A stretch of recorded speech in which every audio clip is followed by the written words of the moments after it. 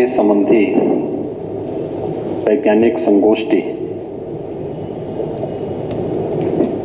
के समारोह कार्यक्रम में मेरे साथ यहाँ पर उपस्थित प्रदेश सरकार में मेरे वरिष्ठ सहयोगी कृषि मंत्री श्री सूर्य प्रताप शाही जी, प्रदेश के गन्ना विकास एवं चीनी उद्योग विभाग के मंत्री चौधरी लक्ष्मी नारायण जी, मत्स्य विभाग के मंत्री डॉक्टर संजय निषाद जी, प्रदेश सरकार में उद्यान विभाग के मंत्री श्री दिनेश प्रताप सिंह जी, सहकारिता विभाग के मंत्री श्री JPS राठौर जी, प्रदेश के कृषि उत्पादन आयुक्त श्री मनोज कुमार सिंह जी, हमारे साथ वर्चुअली जुड़े अपर मुख्य सचिव कृषि श्री देवेश चतुर्वेदी जी,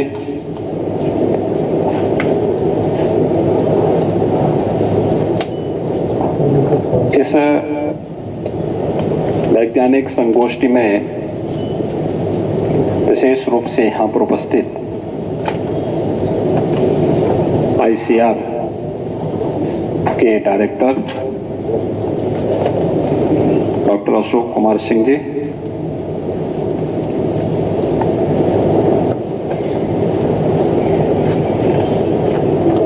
ICAR के पूर्व director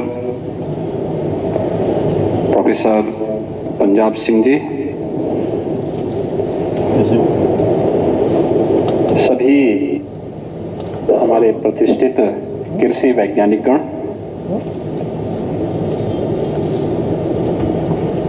doctor RB Singh ji, प्रदेश के कृषि उत्पाद निर्यातक गण, कृषि प्रसंस्करण से जुड़े हुए हमारे सभी उद्यमीगण, प्रदेश के प्रगतिशील हमारे कृषक बंधु और उपस्थित भाइयों बहनों,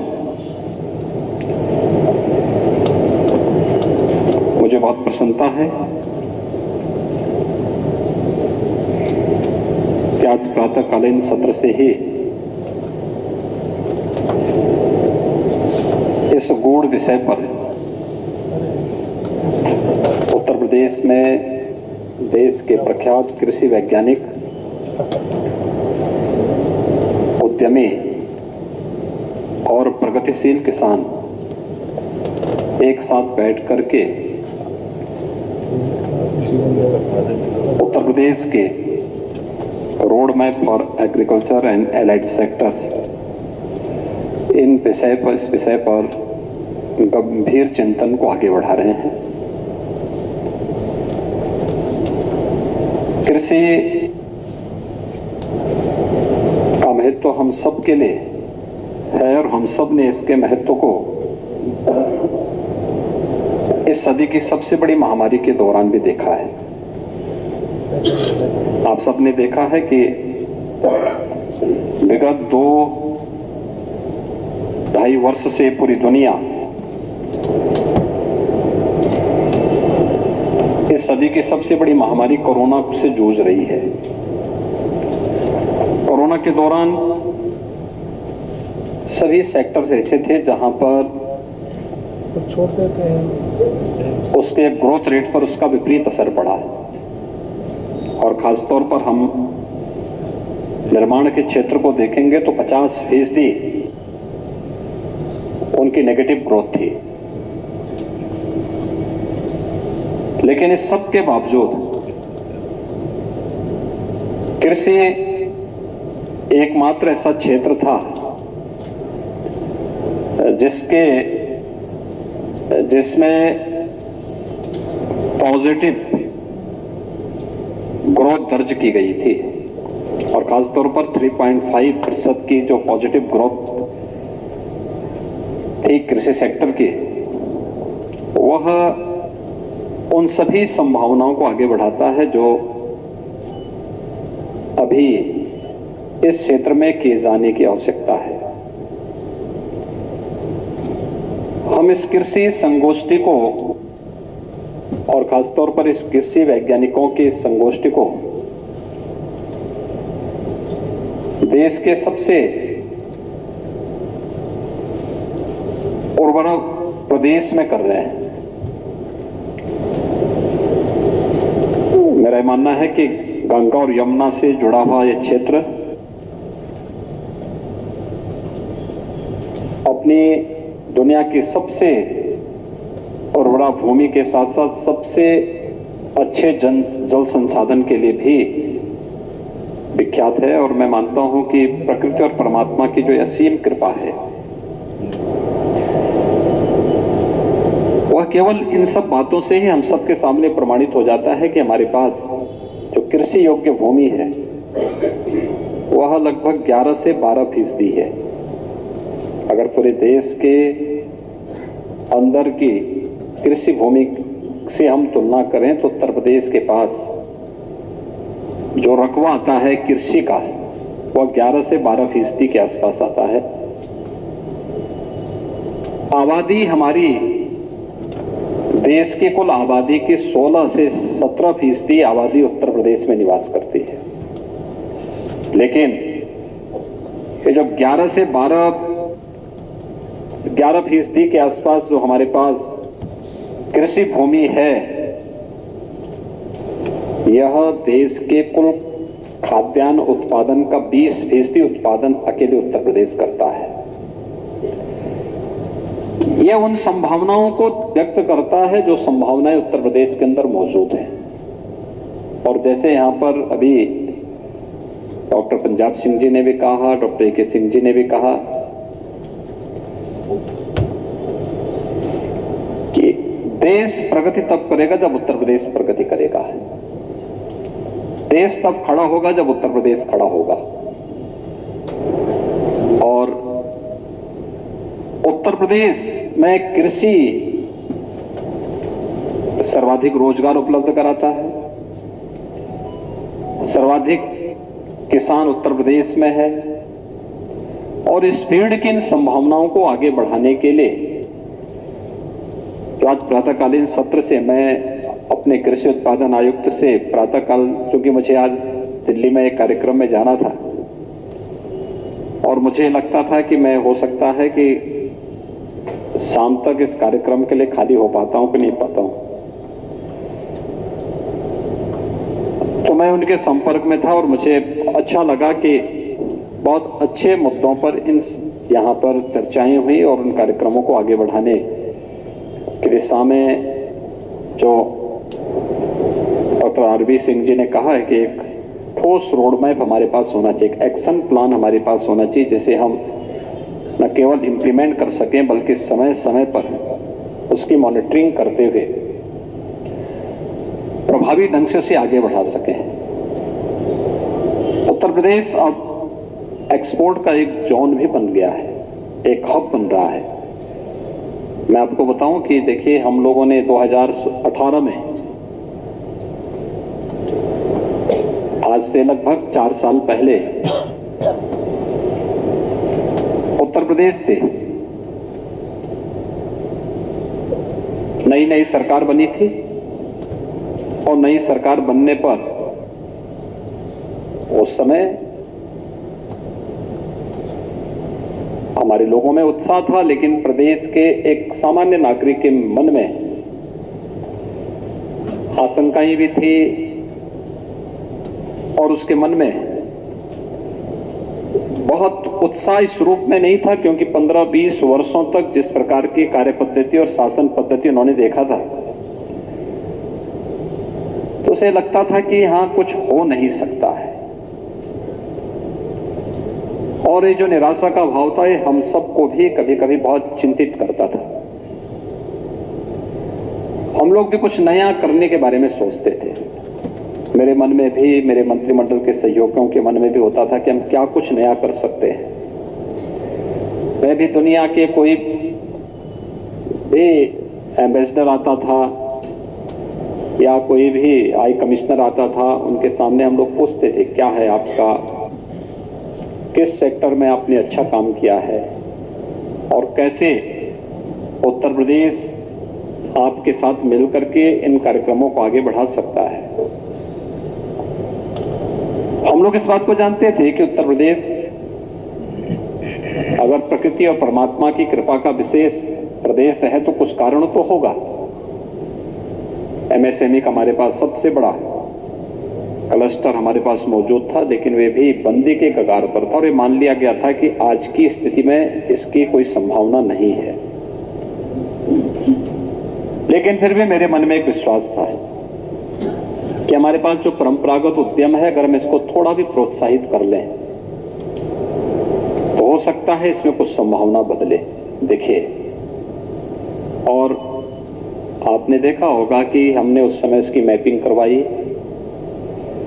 75 में से 57 जनपद ऐसे थे जिनके पास अपना यूनिक प्रोडक्ट था।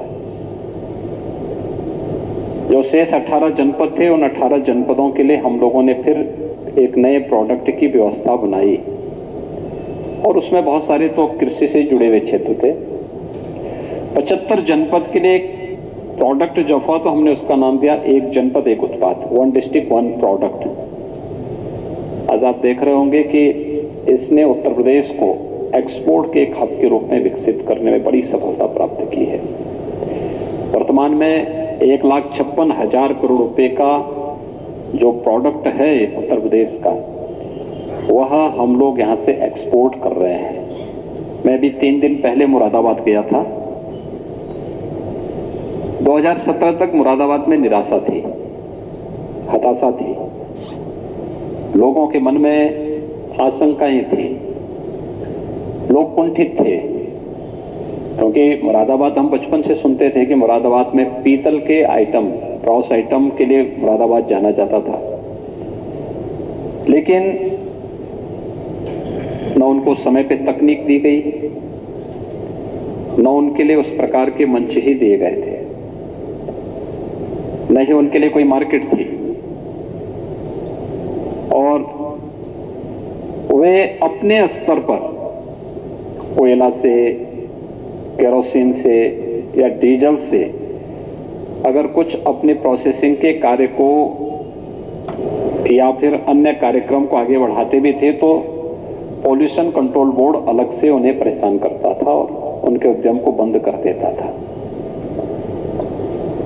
हम लोगों ने आने के बाद जब उसे मैपिंग की और 1 डिस्ट्रिक्ट 1 प्रोडक्ट के साथ जोड़ा, उन्हें तकनीक दी, पीएनजी की व्यवस्था कराई, सीएनजी की व्यवस्था करवाई, पॉल्यूशन कंट्रोल बोर्ड के मकड़ जाल से उन्हें दूर करके एक सुविधा दी। अभी मैं परसों गया था और मैंने उन उद्यमियों के साथ मेरा संवाद था। 9,500 करोड़ रुपए का वहां का अकेले मुरादाबाद का एक्सपोर्ट है वर्तमान में, और केवल इस क्षेत्र का। मेरा मानना है उत्तर प्रदेश के अंदर कृषि के क्षेत्र में भी अपार संभावनाएं हैं।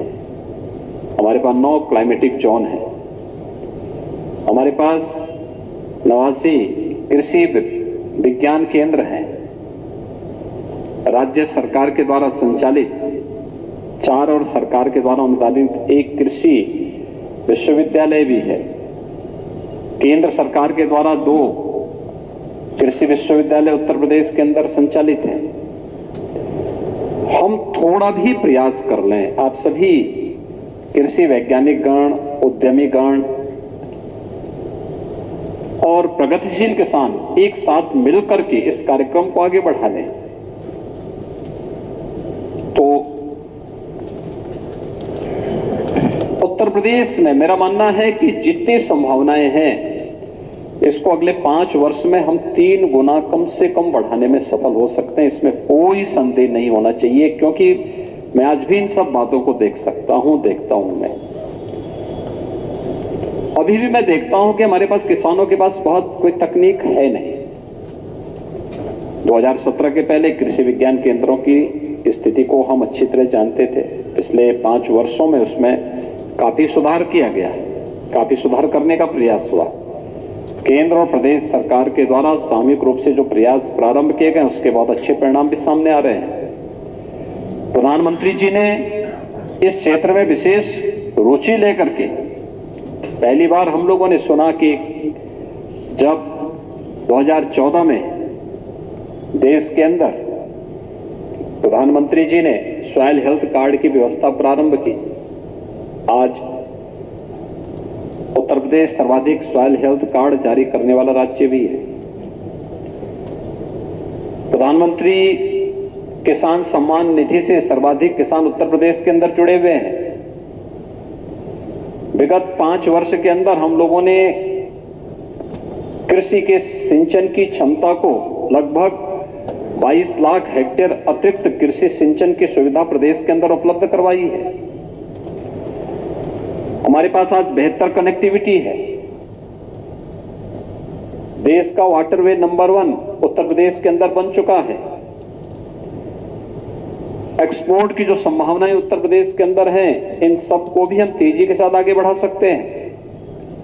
लेकिन अभी भी हमारे अन्नदाता किसानों के साथ बेहतर संवाद, कृषि के विविधीकरण के साथ उन्हें जोड़ना, धान और गेहूं की परंपरागत फसल के साथ ही अन्य दलहन, तिलहन और चाहे वह सब्जी की खेती की ओर हो या औद्यानिक फसलों की ओर है, उन सब की ओर भी उन्हें आगे बढ़ाने की आवश्यकता है। और जिस एक सेक्टर को इस बार प्रधानमंत्री जी बहुत जोर दे रहे हैं, वह है नेचुरल फार्मिंग की ओर हम सब और कृषि वैज्ञानिकों को खासतौर पर उस पर कार्य किए जाने की आवश्यकता है। तो जीरो बजट खेती की अवधारणा पर आधारित है और जिस पर अनेक स्तर पर कार्य हुआ भी है और इस कार्यक्रम को बहुत तेजी के साथ आगे बढ़ाया जा सकता है। मुझे लगता है कि जैविक खेती का सबसे अच्छा परिणाम उसके माध्यम से हम प्रदान कर सकते हैं और किसानों को भी पहले ही वर्ष में बिना किसी नुकसान के, बिना किसी हताशा और निराशा के आगे बढ़ने के लिए प्रेरित कर सकते हैं। लेकिन अभी मैं देखता हूं बहुत सारे कृषि वैज्ञानिक अभी भी उसके बारे में बहुत सकारात्मक भाव के साथ आगे बढ़ने को तैयार नहीं दिखते। मेरा आग्रह होगा कि हमें इसको आगे बढ़ाना चाहिए। संभावनाएं हैं, इसमें बहुत संभावनाएं हैं और इन संभावनाओं को हम थोड़ी भी आगे बढ़ाने में योगदान दे सकें तो लागत कम और उत्पादन ज्यादा, ये इस सेक्टर के माध्यम से तेजी के साथ आगे बढ़ सकता है। दूसरा, खेती की आधुनिक तकनीक को भी अपनाने की आवश्यकता है। हम ड्रिप इरिगेशन की तरफ किसान को ले जा सकते हैं। सरकार, केंद्र और राज्य सरकार इसमें सब्सिडी देती है। किसानों को इसके बारे में अवगत कराना, उन्हें बताना, क्योंकि उत्तर प्रदेश के अंदर अगर हम देखें तो सामान्य किसान के पास जो 1.5 से 2 एकड़ की आती है और 1.5 से 2 एकड़ की उसमें वह एक औपचारिक मान करके उसको खेती करता है, तकनीक अपनाने से संकोच करता है, उसमें किसी भी अन्य प्रकार से वह कोई नया प्रयोग करने में संकोच करता है। एफपीओस के गठन करने की जो प्रक्रिया उत्तर प्रदेश के अंदर प्रारंभ हुई है, ये सभी पूरे देश के अंदर जिस तेजी के साथ बढ़ा है, उत्तर प्रदेश के अंदर भी हम लोगों ने इसमें गति तो पकड़ी है।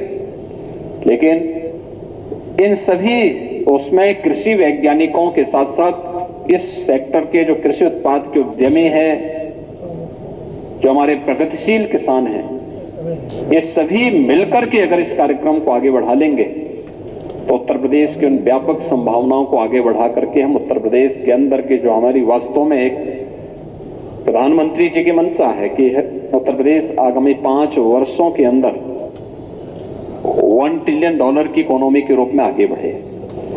अगर भारत को $5 ट्रिलियन की इकोनॉमी बनना है तो उसमें उत्तर प्रदेश का कंट्रीब्यूशन इस रूप में आगे बढ़ सकता है और इसमें हर एक फील्ड में हमें कार्य करना होगा। और उसमें जो सबसे अधिक संभावना उत्तर प्रदेश के अंदर है वो कृषि और कृषि से जो अलाइड सेक्टर है, इन सभी में इन संभावनाओं को आगे बढ़ाने में हम सभी लोग मिलकर के आगे बढ़ा सकते हैं। इस कृषि वैज्ञानिकों की संगोष्ठी में जो भी निचोड़ सामने आया है, मैं चाहूंगा कि एक तो हमारे 9 के 9 जो एग्रीकल्चर क्लाइमेटिक जोन है, इनमें हमारे पास पर्याप्त मात्रा में कृषि विज्ञान केंद्र मौजूद हैं। कृषि विज्ञान केंद्रों को हम लोगों को, उनके पास अच्छे वैज्ञानिक वहां पर मौजूद हैं, उन वैज्ञानिकों को हम अपने इन सभी वैज्ञानिकों के साथ जोड़ करके इनकी सेवाओं को वहां पे ले करके और उन्हें इस सेक्टर में कार्य करने के लिए हम प्रेरित करें, प्रोत्साहित करें। शासन स्तर पर भी उन्हें हर प्रकार से आगे बढ़ाने की कार्य हो। सेंटर ऑफ एक्सीलेंस के रूप में यह प्रयोग केवल कृषि विज्ञान केंद्र और विश्वविद्यालयों तक ही सीमित न हो। हमें अगर केले की टिश्यू कल्चर की लैब स्थापित करनी है तो हम इसका केंद्र बिंदु विश्वविद्यालयों को बनाएं, कृषि विज्ञान केंद्रों को इसके साथ जोड़ें। तकनीक का केवल केंद्रीकरण नहीं बल्कि विकेंद्रीकरण भी करें और उन्हें निचले स्तर तक पहुंचा करके हर एक कृषि विज्ञान केंद्र और विश्वविद्यालयों को फिर प्रगतिशील किसानों के साथ साथ एक सामान्य किसान तक उसकी पहुंच बन सके, किसान को वहां आने में संकोच न हो और हमारे वैज्ञानिकों को भी किसानों के बीच में जाकर के किसी प्रकार का कोई संकोच न हो। हमें इस प्रक्रिया को आगे बढ़ाने की आवश्यकता है।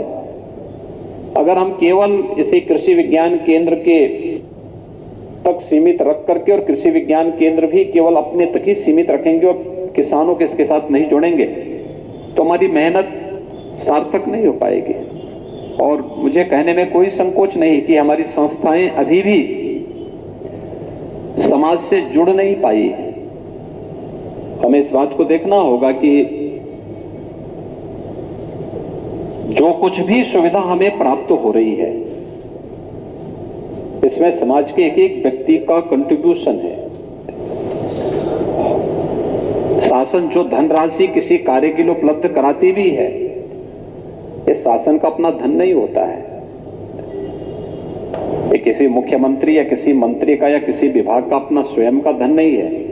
ये पब्लिक कंट्रीब्यूशन से जब इसका कलेक्शन हुआ है फिर वही धनराशि हम किसी प्रोजेक्ट के लिए, किसी कार्यक्रम के लिए आगे बढ़ाने के लिए दे पाते हैं।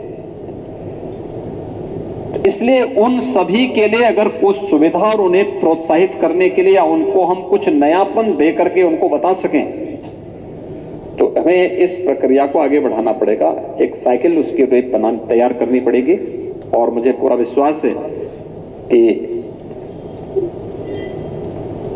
उत्तर प्रदेश जैसे राज्य में इस प्रकार का कार्यक्रम आयोजित होना, उसको एक्शन प्लान के रूप में उसे लागू करने की एक ठोस रणनीति को आगे बढ़ाना एक सकारात्मक पहल इस फील्ड में है। उत्तर प्रदेश की उन संभावनाओं को आगे बढ़ाने में हम सब सफल होंगे। मैं इस पूरे अभियान के प्रति अपनी शुभकामनाएं देता हूं और आप सभी कृषि वैज्ञानिकों को, कृषि उद्यमियों को, उत्पाद उद्यमियों को और अपने प्रगतिशील किसानों को इन सभी कार्यक्रमों को आगे बढ़ाने के लिए आज की इस संगोष्ठी के लिए हृदय से धन्यवाद भी देता हूं और विश्वास करता हूं कि आप सभी लोग मिलकर के उत्तर प्रदेश की इन संभावनाओं को आगे बढ़ाने में अपना योगदान देंगे। आप सभी को मैं एक बार फिर से हृदय से धन्यवाद देता हूं और विश्वास करता हूं कि उत्तर प्रदेश की इन संभावनाओं को हम उत्तर प्रदेश के लोग आगे बढ़ाएंगे। बहुत बहुत धन्यवाद।